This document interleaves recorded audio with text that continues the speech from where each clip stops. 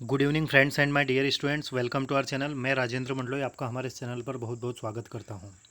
जैसा कि आप जानते हैं कि हमारे इस चैनल के माध्यम से क्लास 10th की जनरल इंग्लिश को हम कवर कर रहे हैं, जिसके अभी तक हमने 10 चैप्टर कंप्लीट कर दिए हैं, हिंदी एक्सप्लेनेशन और साथ में एक्सरसाइज अभी हमारी चल रही है, जिसमें हम आज का हमारा टॉपिक है लेसन नंबर 4 चिल्ड्रन।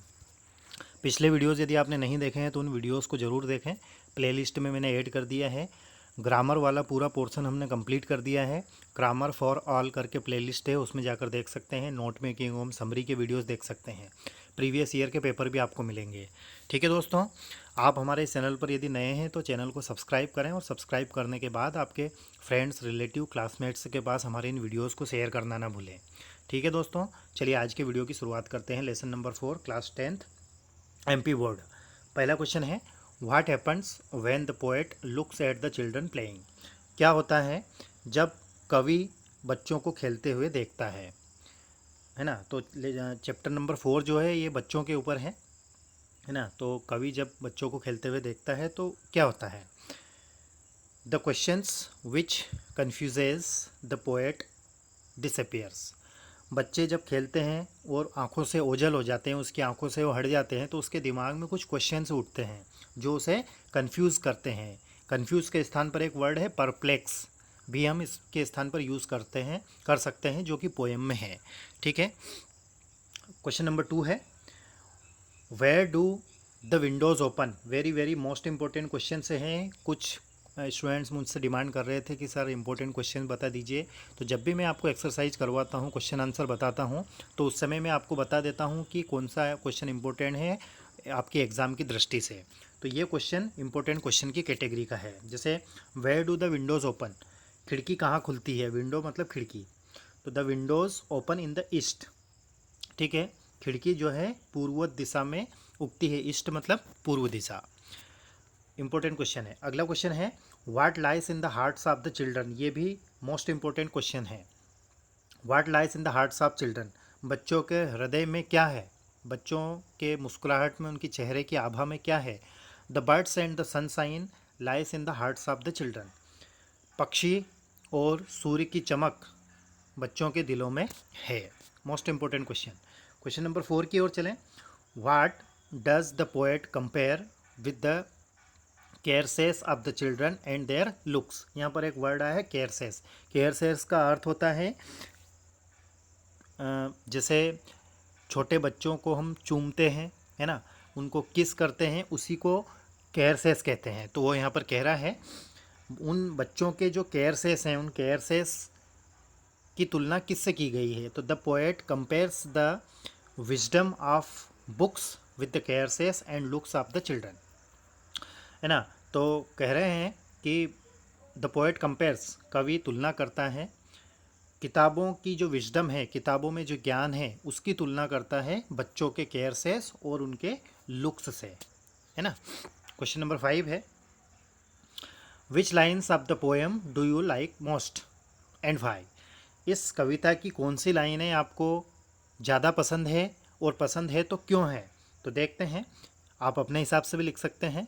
जैसे the lines in the poem, मतलब कविता में जो लाइनें हैं, like most, come to me O ye children, and whisper in my ear what the birds and the एक सेकेंड,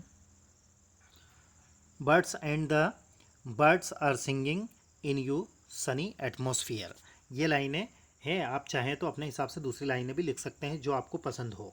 क्वेश्चन नंबर 6 की ओर चलें। When do the problems of the poet end why. कवि की समस्याओं का अंत कब होता है और कैसे होता है। तो देखते हैं, the problems of the poet ends when he looks at the children. कवि जब बच्चों को खेलते हुए देखता है या बच्चों की ओर देखता है तो उसको उसकी सारी जो समस्याएं हैं वो हल होती हुई दिखाई देती हैं, है ना। चिल्ड्रन प्लेइंग, जब वो खेलते हुए उनको देखता है। Because children spread Joy and relieve us from anxiety of life. क्योंकि बच्चे सब दूर आनंद को बिखेरते हैं और हमारे जीवन की चिंताओं को दूर कर देते हैं। बच्चों को जब हम मुस्कुराता हुआ खेलता हुआ देखते हैं तो हमें काफ़ी अंदर से काफ़ी खुशी या खुश होते हैं हम। क्वेश्चन नंबर 7 है, how does the poet compare his heart with that of the children. कवि अपने हृदय को बच्चों से किस प्रकार से कंपैरिजन करता है। तो द पोएट सेज दैट, कवि कहता है, there are birds and the sunshine in the hearts of children. बच्चों के हृदय में बर्ड्स और सनसाइन है। And in his own hearts there in wind of autumn. और बच्चों को जब देखता है तो ऐसा लगता है कि जैसे पतझड़ की हवा उसके अंदर हो।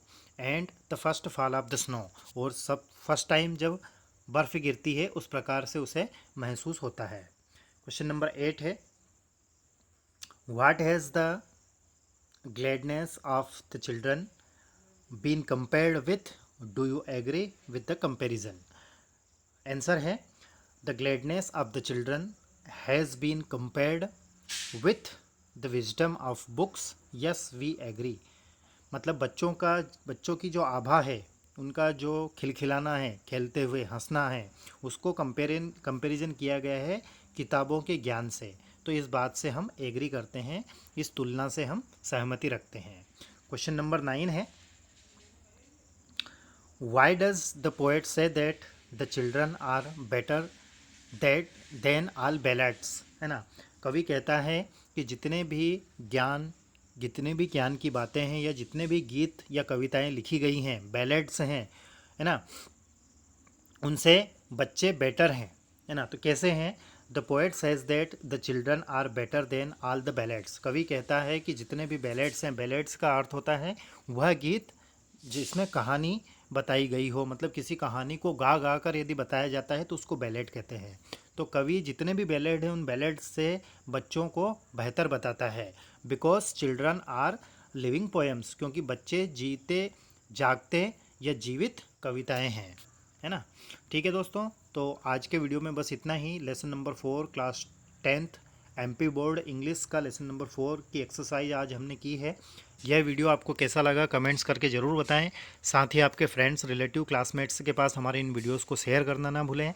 ठीक है दोस्तों, अपना ध्यान रखें, अच्छे से तैयारी करें। किसी प्रकार का कोई डाउट या कोई क्यूरी रहे तो आप कमेंट्स कर सकते हैं। Thank you very much for watching.